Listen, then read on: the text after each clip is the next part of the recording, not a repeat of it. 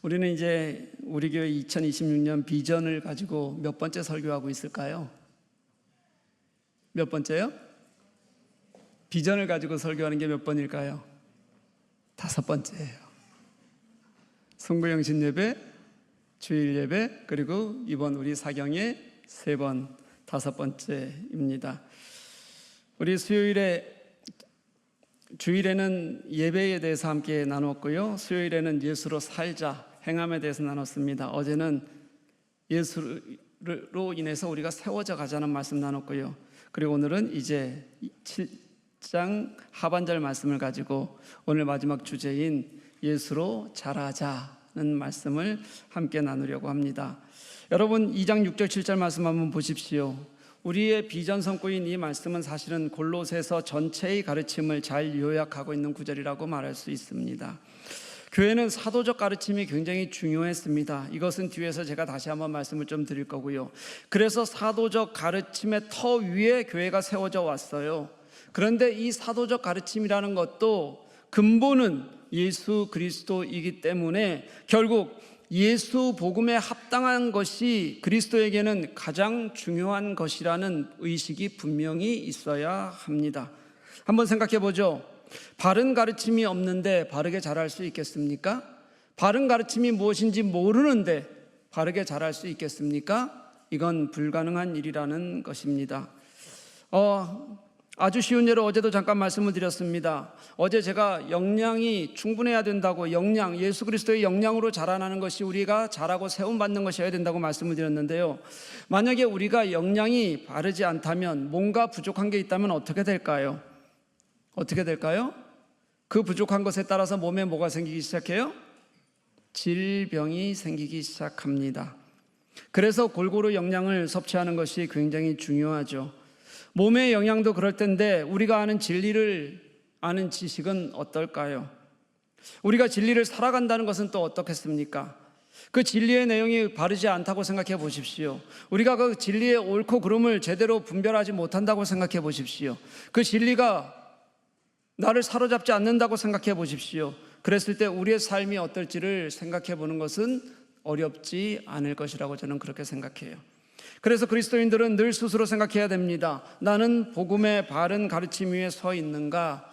나는 그 복음의 가르침이 나를 사로잡고 있는가를 늘 돌아볼 수 있는 사람이 그리스도인이어야 한다는 겁니다.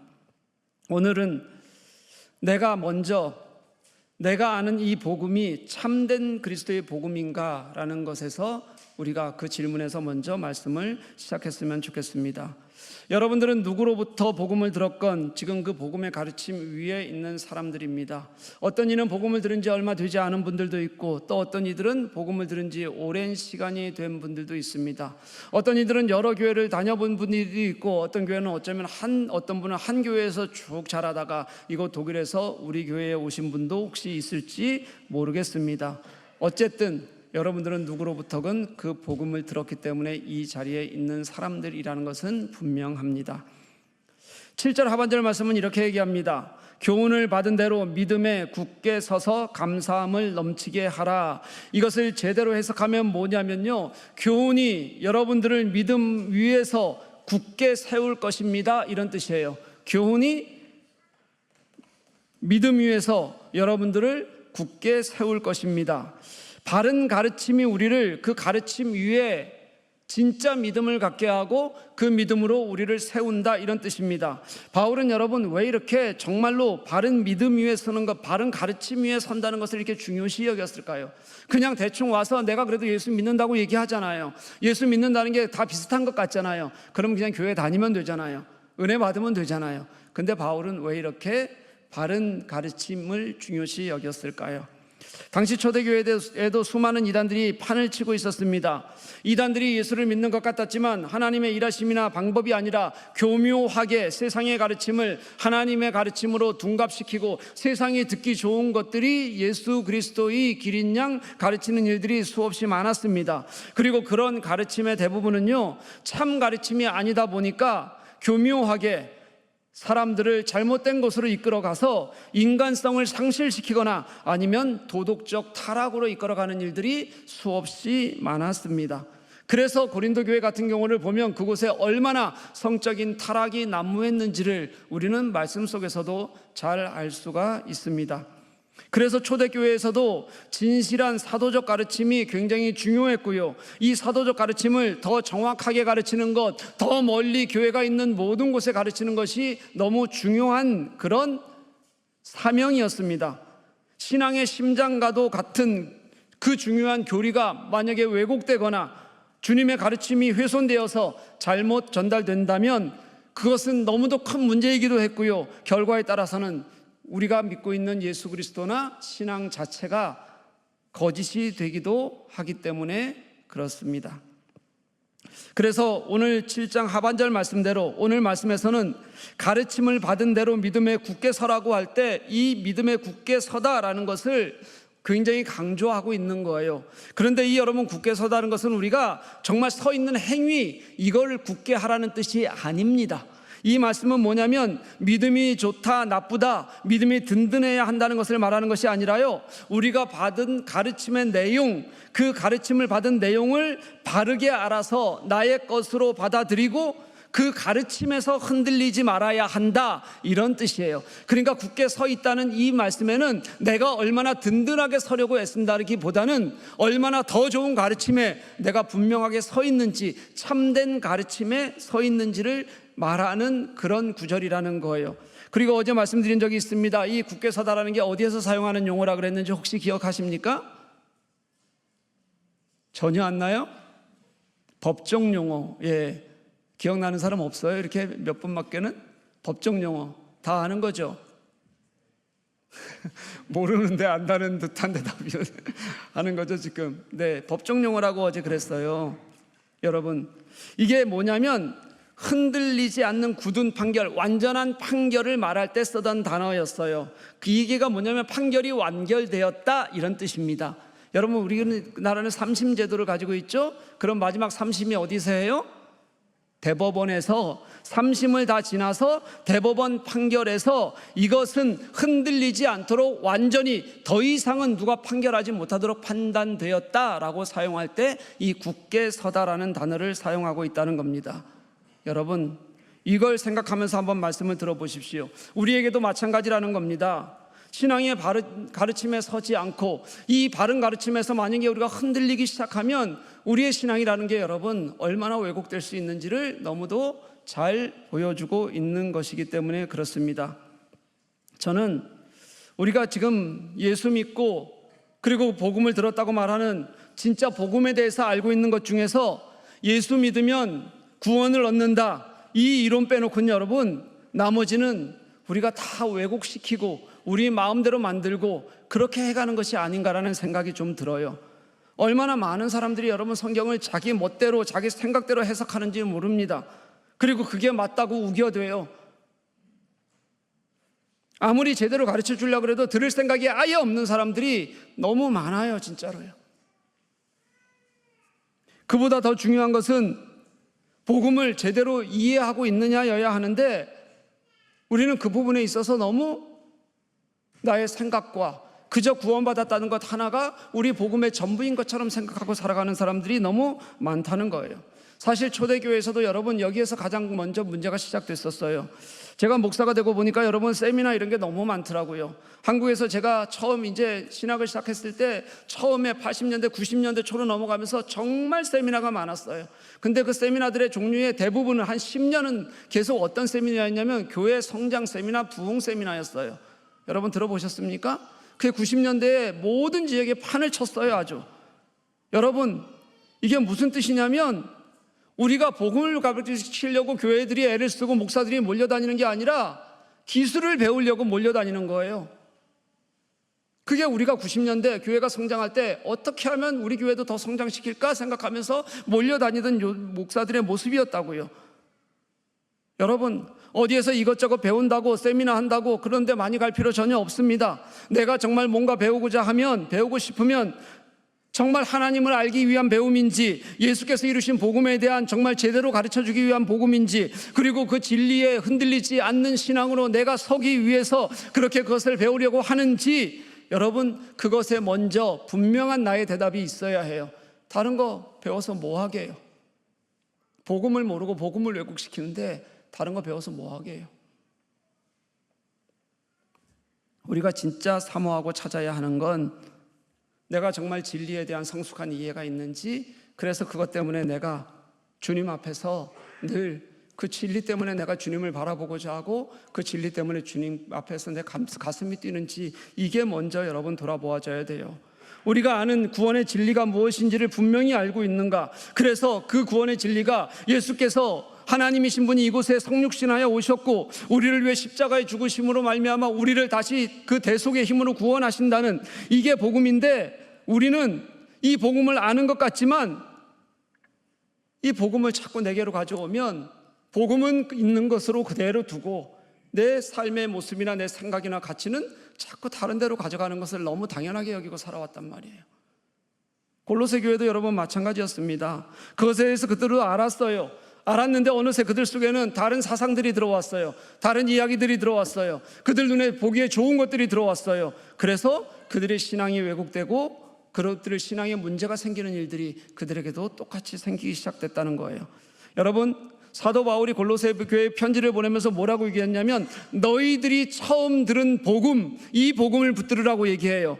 그들이 처음 복음을 그들에게 전했던 사람은 사도 바울이었습니다. 그래서 사도 바울에게 에베소에서 복음을 들었던 사람들이 골로새에 가서 교회를 세우고, 그리고 그곳에서 다시 그 복음에 맞게 살기 시작했어요. 그런데 나중에 그 바울이 전한 복음을 훼손하는 수많은 사람들이 생기게 된 거고, 그런 사람들 때문에 어떤 것이 진짜 복음인지 헷갈려하는 사람들이 그 안에 있게 됐단 말이에요. 여러분, 왜 이런 일이 생길까요?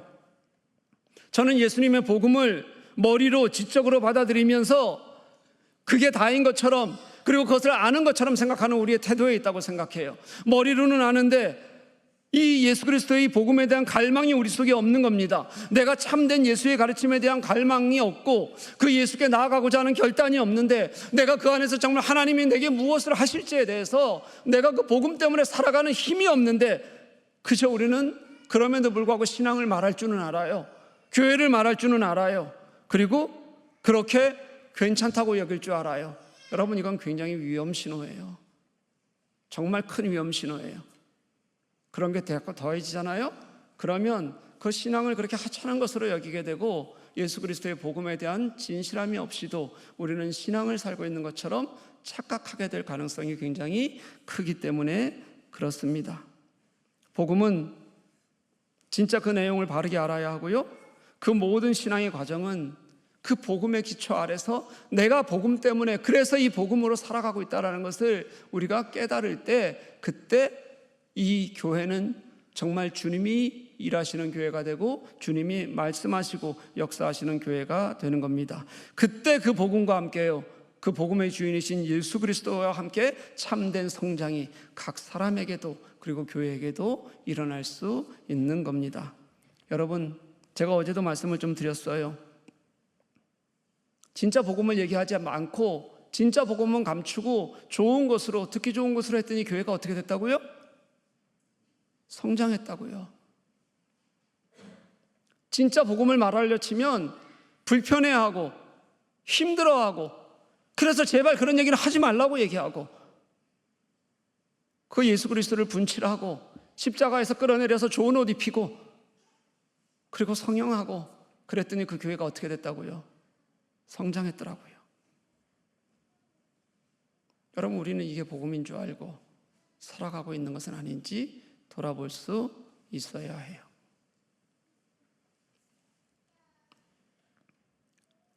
참된 복음과 함께 세워지고 참된 복음과 함께 자라고 성장하는 것, 이것이 우리 신앙 안에서 정말 감사하고 넘치는 은혜라는 것을 깨닫는 저와 여러분 될 수 있기를 간절히 소망합니다. 이 여러분, 우리 안에서 정말 참된 복음으로 성장할 수 있는가라는 것을 저는 가장 쉽게 알 수 있는 것이 하반절 말씀에서 말하는 감사함을 넘치게 하는 것이라고 저는 그렇게 생각해요. 바른 복음을 듣고 그 바탕에서 성장하는 자들에게 오는 필연적 결과가 감사입니다. 여기서 이 넘치는 감사함이 넘치게 하다 이렇게 얘기하는데, 이것은 우리가 충만함이라는 단어로 말할 수 있어요. 성경에서 굉장히 많이 사용하는 단어입니다. 넘치는 잔은 당연히 가득 차 있을 수밖에 없습니다. 넘치려면 가득 차 있어야 되고, 그렇게 가득 차 있는 상태를 성경은 충만이라는 단어로 그렇게 설명합니다. 그 넘치는 가득 참은 언제나 하나님을 향한 감사와 은혜의 경험 때문에 표출되게 되어져 있습니다. 여러분들은 감사하며 사는가? 나는 감사하지 못하는가? 이것이 내가 영적으로 성장하고 있는가, 성장하지 못하는가의 가장 중요한 기준으로 삼아도 저는 괜찮을 것 같다는 생각이 들어요. 우리를 보면 알 수 있습니다. 누군가 더 높아지려고 하잖아요. 더 많이 가지려고 하잖아요.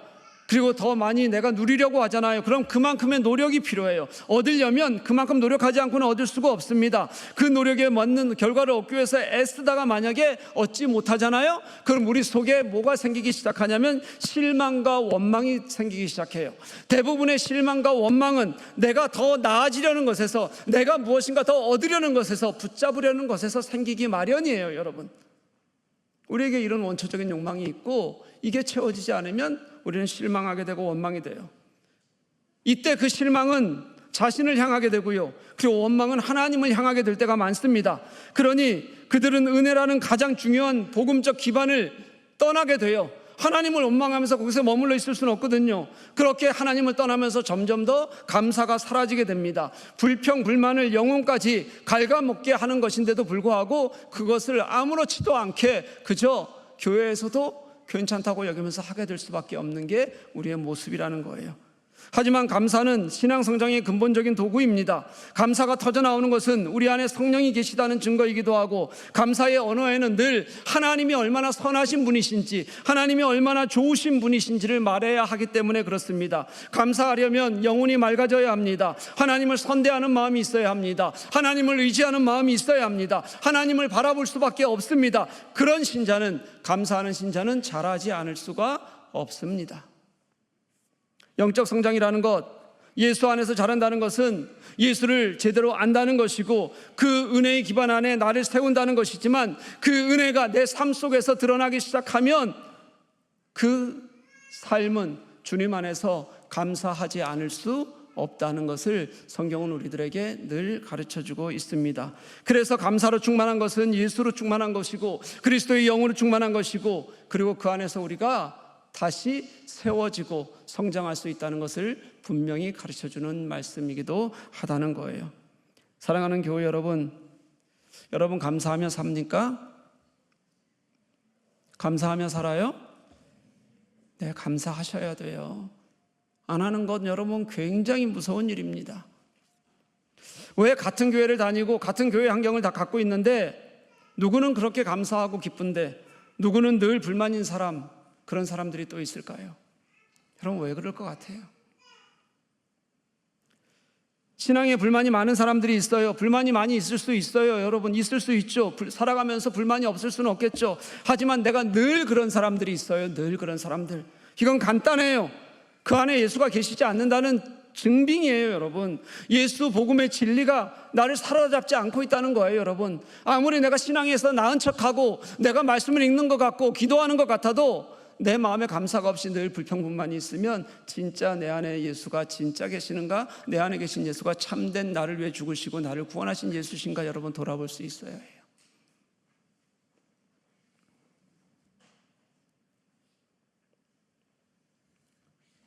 내 안에 예수께서 계시고 예수 그리스도의 복음이 나를 감동케 하는데 어떻게 우리가 늘 불평과 불만으로 살아갈 수 있겠습니까? 예수 그리스도의 십자가는, 당신이 우리들에게 주신 그 십자가의 은혜는 그렇게 우리가 아무 것이나 불평불만으로 살 수 있는 그런 무게를 가진 것이 아니에요.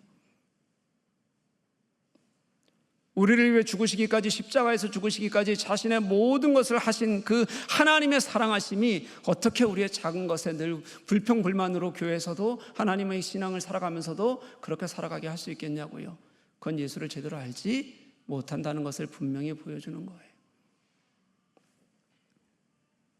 한번 생각해 보면 됩니다.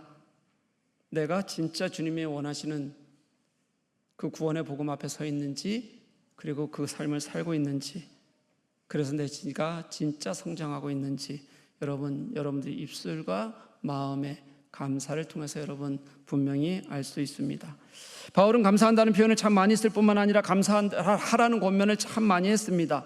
그가 감사하는 이유를 살펴봤어요. 대부분 그가 감사하는 이유는 자신이 사랑하는 자신의 제자들이, 신자들이 바로 설 때예요. 복음에 바로 일어설 때 그는 감사했어요. 그가 감사하는 이유의 또 하나는 뭐냐면 자신이 세운 교회가, 자신이 중보하며 기도하는 교회가 하나님 안에서 정말 신앙 안에서 서가고, 그래서 그들이 바른 복음의 역군으로 그렇게 소문이 날 때 그는 늘 감사하는 마음을 가졌어요.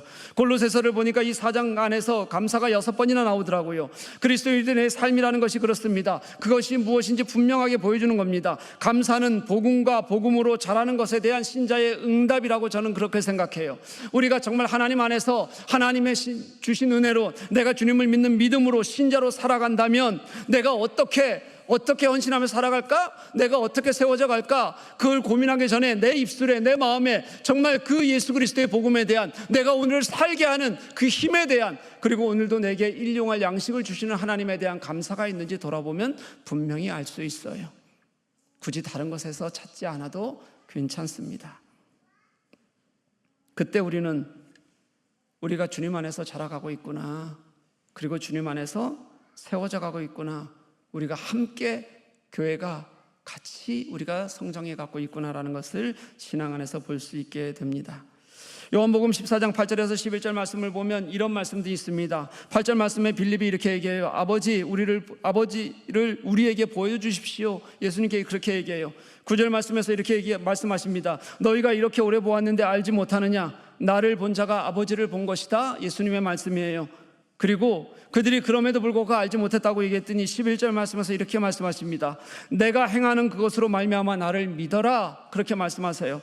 예수님은 제자들에게 하나님을 이미 보여주셨어요. 그런데 제자들은 그런 하나님을 보지 못했습니다. 왜 제자들은 예수 안에 계시는 참된 하나님을 보지 못했을까요? 왜 그들은 예수께서 행하시는 것들이 하나님이 이 땅에서 행하시는 일이라고 그들은 믿지 못했을까요? 왜냐하면 그들은 여전히 아직까지는 진리가 무엇인지, 복음이 무엇인지 제대로 알지 못했기 때문입니다. 마땅히 믿어야 할 하나님이 아니라 내가 믿고 싶은 하나님을 그들은 여전히 믿고 있었기 때문입니다. 그들은 예수 안에서 그가 하나님을 볼 수 있었던 것이 언제였냐면 결국 십자가의 죽음 이후에 예수님이 부활하시고, 그래서 저분이 예수님이 하나님이셨구나, 저가 우리를 위해서 하신 일이 우리들에게 주시는 복음의 메시지였구나, 복음의 은혜였구나를 깨닫고 난 후에 그들은 진리 안에서 살아가는 놀라운 능력을 얻게 되었어요. 여러분, 우리는 이 진리 안에서 주님이 나의 구원 되신다는 것을 이미 아는 사람들이잖아요. 그리고 그 진리를 살아가는 사람들이에요. 여러분, 우리 안에 그 하나님이 진짜 하나님으로 그렇게 고백되어질 때, 그때 우리는 참 하나님을 볼 수 있게 되고 그 하나님과 함께 일어서게 되는 거예요. 한국 교회를 보면 신자들의 생각이 다 달라요. 맞는 게 하나도 없습니다. 매일매일 그것 갖고 싸우는 일들이 많아요. 늘 신자들이 다른 생각 때문에 교회 일 놓고도 지지고 볶고 싸웁니다. 뭐 그렇게 맞는 게 하나도 없는지 모르겠어요. 왜 그렇게 싸울까요, 여러분? 왜 재직회만 하면 9시에 시작한 재직회가 새벽 2시까지 하고 난리예요, 여러분? 우리 말고요, 다른 교회요. 우린 재직회 하라 그러면 안 와가지고 없앴어요. 사정 했더니 30명 오고요. 그 다음 재직회 할 때 15명 오고요. 그 다음 재직회 할 때 7명 왔어요. 재직이 100명인데. 그래서 없앴어요. 이것도 문제예요, 여러분. 재직이 우리 교회에 무슨 일이 있는지, 어떤 일을 하고 있는지 와서 보고 같이 기도하고 마음 쓰고 해야 될 거 아니에요. 안 하는 것도 문제고, 하면 맨날 지지고 볶고 싸우는 것도 문제예요, 여러분. 재직회 할까요? 아니요.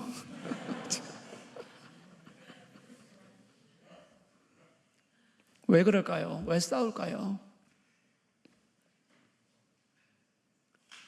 내가 가지고 있는 생각이나 내가 그것에 대해서 싸우고 싶어하는 그 주제들이 예수 복음보다 더 중요해서 그런 거예요, 여러분.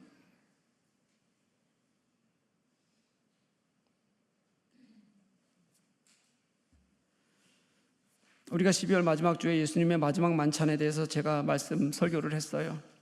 이 마지막 만찬이 뭘 얘기하는 거냐면 이 빵이 부서진 것처럼 내가 부서질 것이라는 예수님의 말씀이에요. 그리고 이 부서진 예수님의 살을 먹는 자가 살 거다, 그런 말씀이었어요. 몸이 찢기고 찔리고 못 박히고 그렇게 매달려서 피가 줄줄 다 흘러서 그 생명이 끊어질 텐데 그 피를 먹는 자가 살 것이라는 가르침이었어요. 다시 말하면 무슨 말이냐면 여러분, 이건요, 예수 십자가의 근본, 그 복음의 근본, 그 자리에서 정말 예수 그리스도의 그 몸과 피를 우리가 알지 못하면, 그 예수를 살지 못하면 우리는 진짜 복음을 알 수 없다는 예수님의 말씀과 같아요. 왜 신자들이 교회에서도 다 다릅니까? 왜 교회에서도 하나가 되지 못합니까? 바른 복음에서 내가 자라지 않고 그것에 내 마음을 주지 않기 때문에 그래요, 여러분. 제가 3년 전에 이스라엘 성지답단을 갔다 왔습니다. 그때 아둘람 동굴이라는 곳에 갔었어요. 이게 어디냐면 사무엘상 22장의 배경이 되는 장소예요. 물론 이스라엘에 가면 어떤 가이드는 이쪽이 아둘람 동굴이라 그러고 어떤 가이드는 저쪽이 아둘람 동굴이라 그러고 그래요, 여러분. 제가 간 곳은 그것 중에 하나예요, 여러분. 그냥 내가 간 곳이 맞거니 하고 가는 거예요, 그냥. 그거 어떻게 알겠어요, 그때 그 동굴이 진짜 이 동굴인지를. 그렇지만 가면 우리가 간 곳이 꼭 진짜인 것 같아요.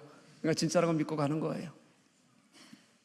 아둘람은 사울이 자신을 죽이려 한다는 것 때문에 도망자가 된 다윗이 숨어들었던 곳이에요. 노비라는 곳에서 있었는데 제사장들을 다 죽였어요. 누구 때문에? 다윗 때문이라고 생각했어요. 거기에 대한 책임이 있었어요. 가드에서도 안전하지 않아서 도망을 가다가 겨우 숨어든 곳이 아둘람 동굴이에요. 그런 절망이 있는 곳이에요, 여러분. 그 절망의 순간에 다윗과 그리고 다윗의 가족들, 그리고 다윗을 아는 사람들이 정말 갈 곳 없어 마지막 숨어 있는 것 같은 그곳에 사람들이 몰려들기 시작했어요.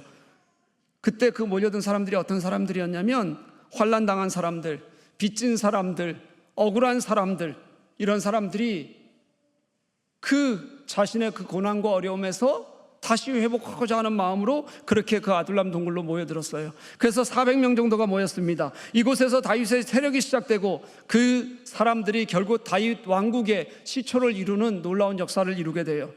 다윗에게는 환경이 똑같았어요? 아니요, 더 나빠졌죠. 그리고 그곳 아둘람 동굴에 갔을 때 이제 컴컴한 그곳이 자신이 그곳에서 무엇도 할 수 없는 곳인 줄 알았을 거예요. 근데 그곳이 희망이 됐어요. 당시 다윗의 꿈이 뭐였냐면 그 사람들을 만나면서 그가 가졌던 게 이거예요. 더 이상은 억울하고 고난당하는 자들이 없게 하자. 그게 하나님이 그에게 주신 사명이라고 생각하기 시작했어요. 그래서 다윗은 그 아둘람 동굴에서 시편 50시편 하나님을 찬양합니다. 우리가 찬양하는 모든 상황 속에서 주를 찬양할지라, 그 찬양이 나온 바로 그 말씀이에요. 그 가사가 이래요, 여러분. 그 말씀이 그래요. 내 마음이 주께 확정되고 확정되었사오니 내가 노래하고 주님을 찬송하겠습니다. 내 마음이 주께 확정되고 확정되었사오니 내가 노래하고 주님을 찬송하겠습니다. 내가 주님의 마음에, 하나님의 마음에 이제 분명히 알았고, 내가 그 하나님의 마음에서 내가 무엇을 해야 될지 알았더니 이제 내가 그제서야 하나님을 찬양하고 찬송할 수 있는 사람이, 어떤 상황 속에서도 하나님을 찬양할 수 있는 사람이 될 수 있겠습니다라고 고백한 것이 바로 그 어둠 칠흑 같은 아둘람 동굴에서였어요. 그때 우리 교회 함께 그 성지 답사를 갔던 팀이 함께 그 찬양하고 기도하고 그리고 나왔어요. 그리고 이 동굴이 그 후로부터 1000년이 지난 이후에는 반로마 항쟁의 본거지 역할을 하던 곳이 되기도 했어요. 그 역사적 생명력이 바로 어디에서 시작된 거예요? 하나님을 온전히 신뢰하는 마음, 하나님의 뜻을 아는 것에서 시작할 수 있었다는 거예요. 사랑하는 교회 여러분, 제가 그때 느낀 게 이거였어요. 3000년 전 그 동굴을 보면서 진짜 나를 신뢰하니? 네가 십자가에서 너를 만나고, 너를 위해 죽고 너를 만나고 그리고 너를 다시 살리는 나를 너 정말 신뢰하니? 이렇게 묻는 것 같았어요.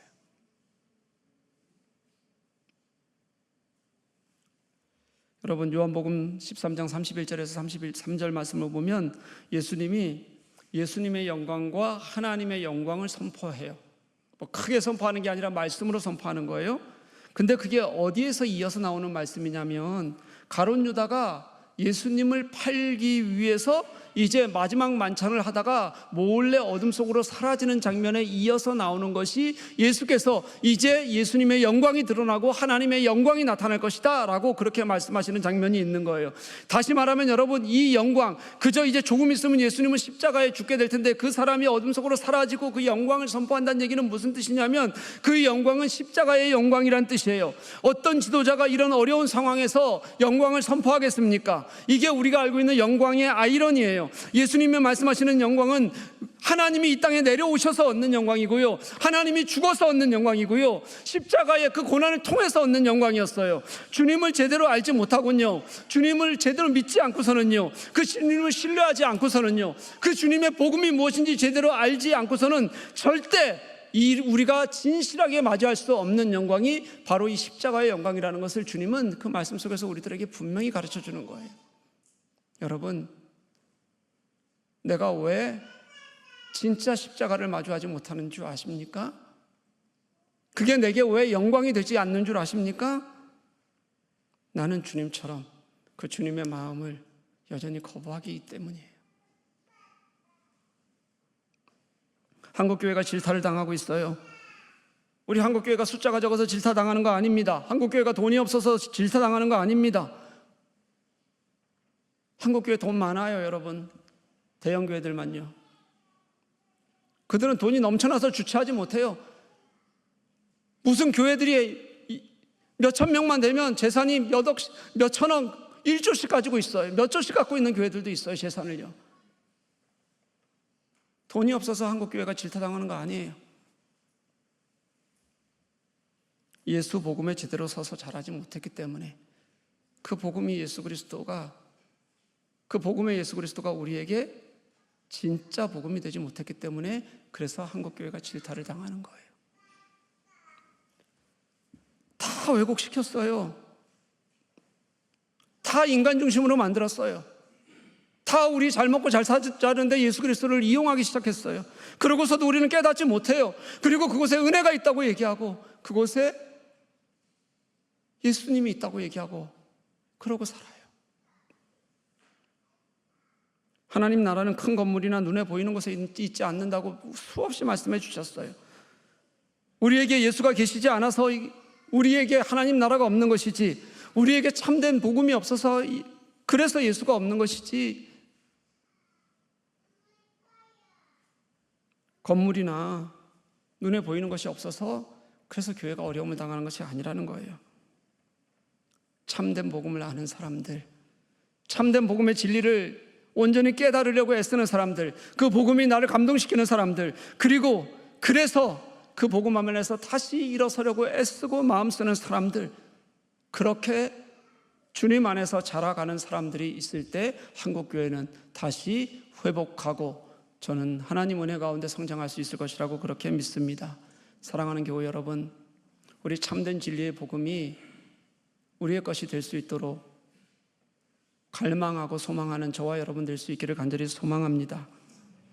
내가 그 갈망 위해서 참되게 자랄 수 있도록, 성장할 수 있도록, 우리 교회가 그 복음에 선 것이 하나님 보시기에 정말 아름다운 모습이 될 수 있도록, 그래서 우리가 참 하나님의 나라를 이루며 그렇게 세워져 갈 수 있도록, 그렇게 여러분들 각자 한 분 한 분이 신앙에서 성장하고 우리 교회가 그렇게 성장할 수 있었으면 좋겠습니다.